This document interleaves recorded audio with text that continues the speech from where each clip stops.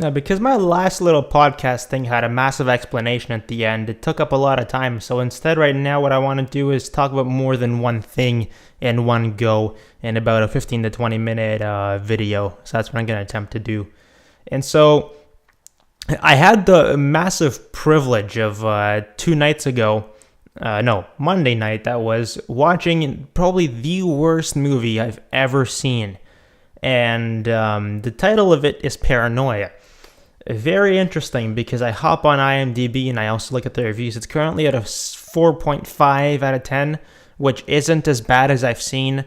But in my personal opinion, it had so many wrongs that I just could not deem it the worst movie I've ever seen. And trust me, that's a big list to be choosing from, because I've seen, unfortunately, all sorts of Seth Rogen and Adam Sandler comedies, and I think those are pure shit too. But this just crossed the line of bad. However, there is a white light to this one, and that's the fact that again, I used some sort of logical thinking to take out the positives from a negative situation. Now, I found myself in the theater on Monday night. It was like 10:30 the movie started. And I found myself bored. And I found in the first 15 minutes that it has not soothed that boredom in one bit. And it felt like I wasted $7.50, which is sort of a negative situation, because no matter how you look at it, it's still money. So that's it. And instead, what I did is I decided to pick out every single bad thing about the movie. That really got my mind working. And more than anything, it was more entertaining to watch that film than it was to watch stupid Adam Sandler comedies, because I got to pick out so much shit. It's unreal. But I also wanted to explain why I think it's so bad and why I think you should go see it, because it's so bad. Because you'll have fun picking out the awful in the movie. Now, the reason I'm calling it the worst movie I've ever seen, even though I was purely entertained by it, is because it wasn't made to be an awful film. This film looked like it had some sort of production value, because it did have Harrison Ford and other actors who have been in decently large movies and been successful before. And so the casting was okay, I guess, except the main character, who was supposed to be some sort of tech genius, instead was some Taylor Lautner copy. So I don't think that little portion of it worked really well.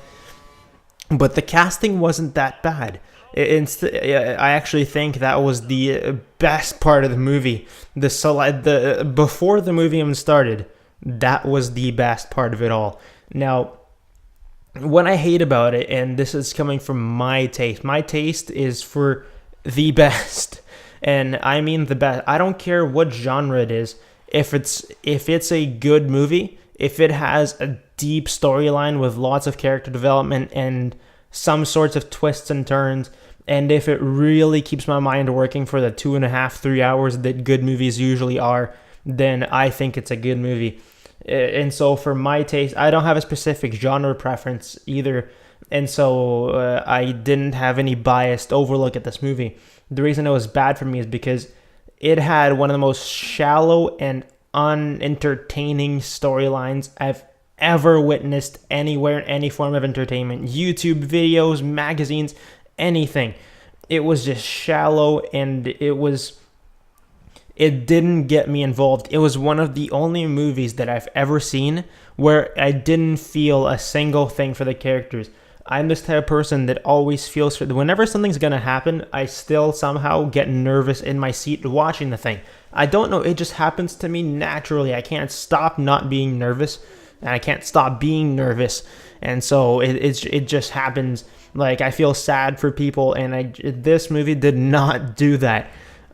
It was just the way movies make you single out a scene as a very good scene or as a very nerve-wracking scene is by altering the pace of the film. Instead, what this one did is it literally took the plot, the timeline, like the inciting incident, the development, the climax, the resolution, and the conclusion, whatever the fuck you call it. It took that, all those events, and spread them out almost evenly in time. It was like every event got a dedicated 21 minutes on TV at airing time, and they had that much time to work with, and so every single event lasted the same amount of time. Now, that didn't happen, but that's what it felt like, because none of the events in the film seemed significant. It was just a random collage of scenes. There was no setting description at all. It was just, here's a city, this dude's here, and then here's a random house in the middle of fucking nowhere, and now he's here all of a sudden. Now he's in a pool, it's until the very last 3 lines of the film where he said this was a good place for Brooklyn or whatever. I didn't even know where the film was taking place. And it was just bad. And what I hated about it most, what I hated about it second most was just the awful cuts between scenes. How they just randomly went into each other. There wasn't a single point that came across in a scene that made it feel like, yeah, that was a scene. Instead, they go to some place, they say some words, they go to another place, they say some words, and it just keeps cutting in between them. And I think they tried, at least with the movie poster and the ads, they tried to make it look like some sort of action-y type of thing. Instead, what the film had is 2 or 3 gunshots, and that's it. There's no action to it at all, period. There's one dude that gets run over, but he doesn't even die. So there's literally no action anywhere. And so all the promotion I think it gave itself for being that sort of film was just eliminated. And for me, the first half an hour when just nothing happened. And I feel like it tried to get you into the story with a plot twist, but the twist was twisting such a horrible plot that it didn't even matter that it was there. Polish a turd, it's still a turd.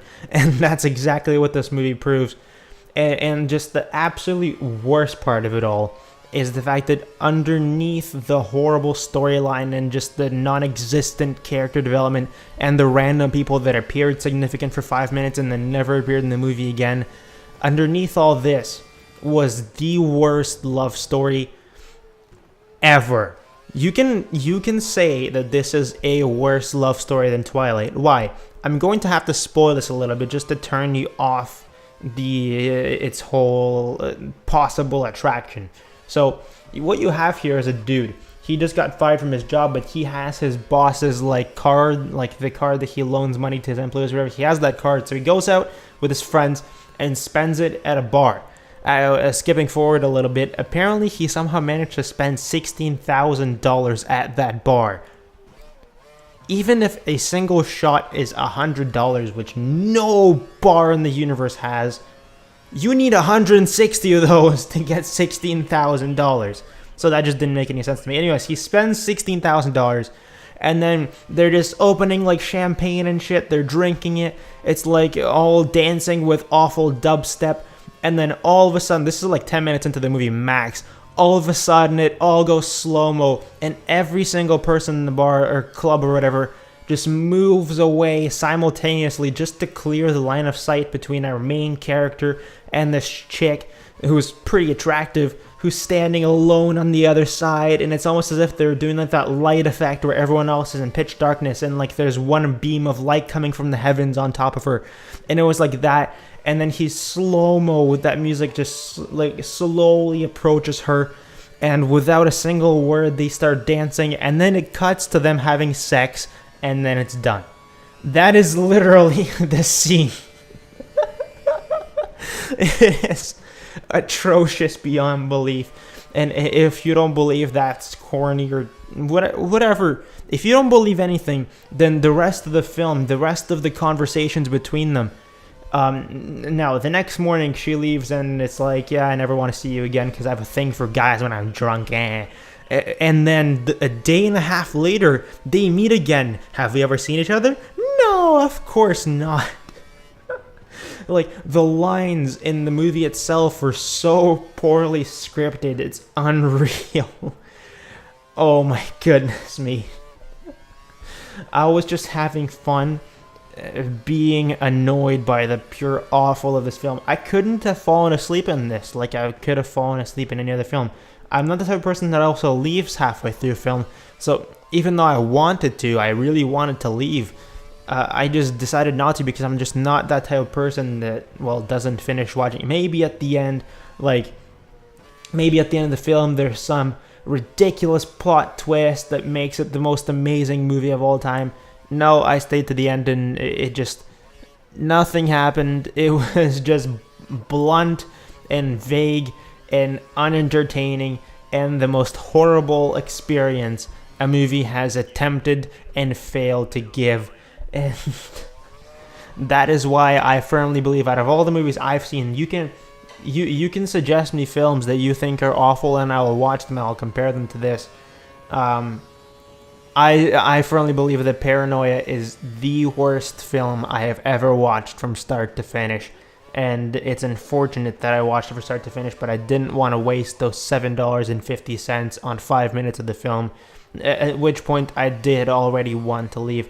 Luckily, I did have vitamin water, and so that kept me awake for a little bit until I decided to start pointing out the shit. And that was my experience. And it was odd, but it was enjoyable, so I guess you could... If you want a good movie, don't watch it. If you're going in with a mindset of a shit movie, watch it. It is bad, and that's all I really have to say. And yeah, that's Paranoia. That's my little summary of it all, and I guess that's all I'm gonna leave you with. No spoilers, no anything, just awful film. Period. 1 out of 10. And so I wanted to continue this with I watch very frequently like very good movies. I have no problem with rewatching films, and I have no problem with going at IMDb and looking at its highest rated films and just picking one out of there and watching it. And so Tuesday night I discovered the answers to the universe. That is exactly what I did Tuesday night. I decided to finally hop over and watch Pulp Fiction. And it is... You have to understand the universe in Quentin Tarantino. You have to understand it. And once you understood it and once you visited, you won't want to leave because it's just such an amazing universe that he just creates with all his films. It's like this world where everything seems to be perfectly made for the story to take place. It's Pulp Fiction. It's not a film that... It's like the perfect definition of expect the unexpected. I sort of was thinking about what's going to happen next. I was sort of trying to guess. But then, like half an hour into the movie, I realized that was useless. And instead, what I decided to do is just watch and see what would happen next, because I would never know. And Pulp Fiction, I'm not going to spoil any of the story at all, period. Instead, I'm going to tell you that this is 3.5, in the movie description it says 4, but it's sort of 3.5 stories that are linked together. This isn't some sort of Cloud Atlas type of thing where they fade in between each other. This is 3.5 separate stories that are told at separate times and that have their own separate beginnings and ends. That is Pulp Fiction. And it's just incredible. It's incredible. The ties between them are very loose, but they make sense. And it's like, this guy. And as you're watching the movie, you're just discovering more and more and more about the characters, and it's just so... It keeps you so interested. And also, just the way basically, I've watched many Tarantino films before, I've just never bothered to watch Pulp Fiction.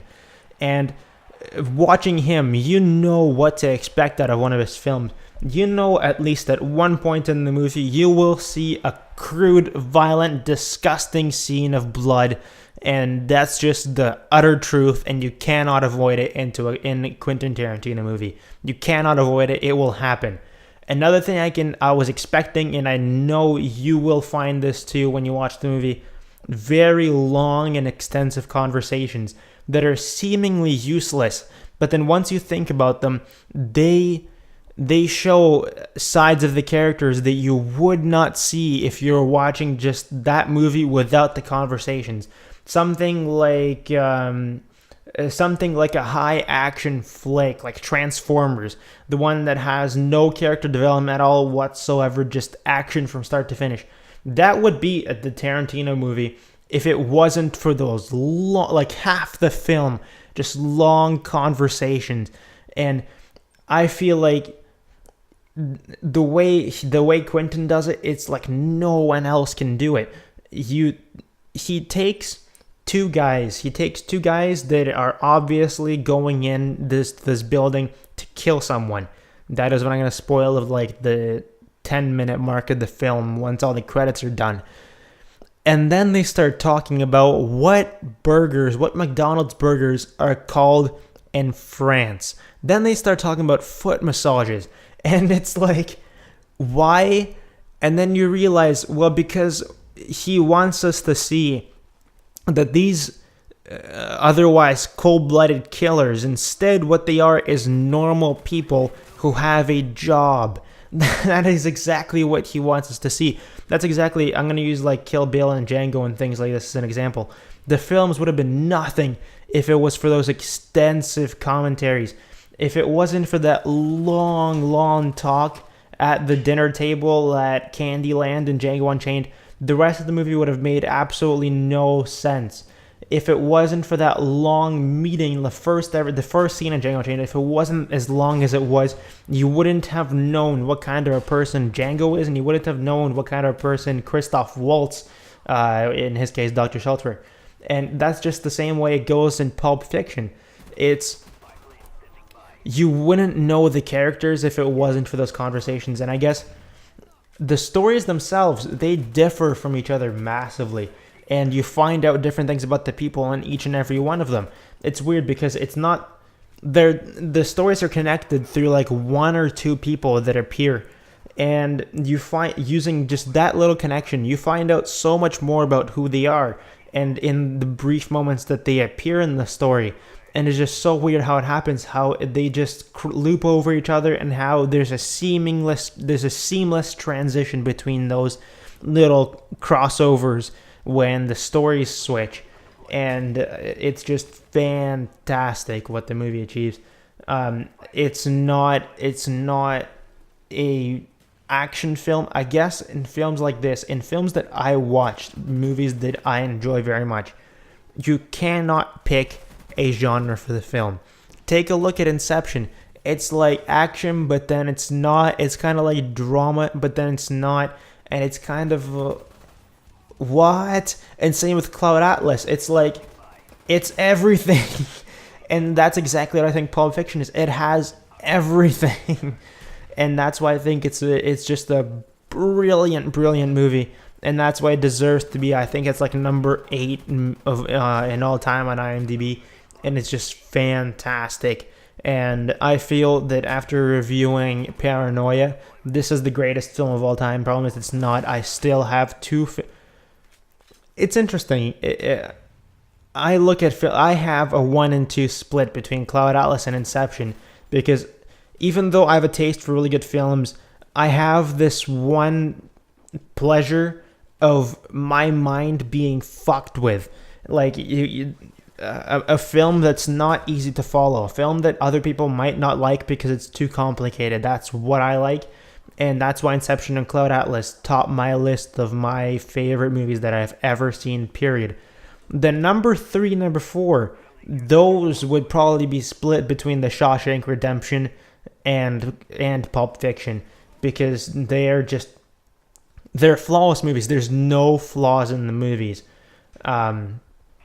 But they just didn't entertain me as much as the movies that fucked with my brain. And so that's the only reason why they didn't split first place in 4 ways. That's the only reason. And that's why I'm saying it's just a 100% enjoyable joyride from start to finish. Pulp Fiction, just incredible storytelling. And this is a great introduction to the universe of Quentin Tarantino. If you've never watched movies like Kill Bill, Inglourious Bastards, interesting film, but I'm not going to talk about it. Or Django Unchained. I think Pulp Fiction is the way for you to enter that universe, so you understand. I feel like Kill Bill may not be a series that could be understood as well if you haven't watched Pulp Fiction, because you don't understand why half the things in the movie are there, and you have to visit his universe, please and thank you. Visit the universe of Quentin Tarantino, because it's fantastic and it's unbelievable, and you wish you lived in that world. You do. You really wish. And that's all I really have to say. And I think that's the end of my little double feature podcast thing again. So I guess I'm gonna end it now on this note, with just the pure intentions of you watching Paranoia because it's bad, and you watching Pulp Fiction because it's incredibly good. And yeah, that's basically all I really needed to speak about. And that's all I really had on my mind today, so I let it all out, and I think that's mission accomplished for Friday the 23rd of August 2013. So yeah, thank you for watching, and goodbye.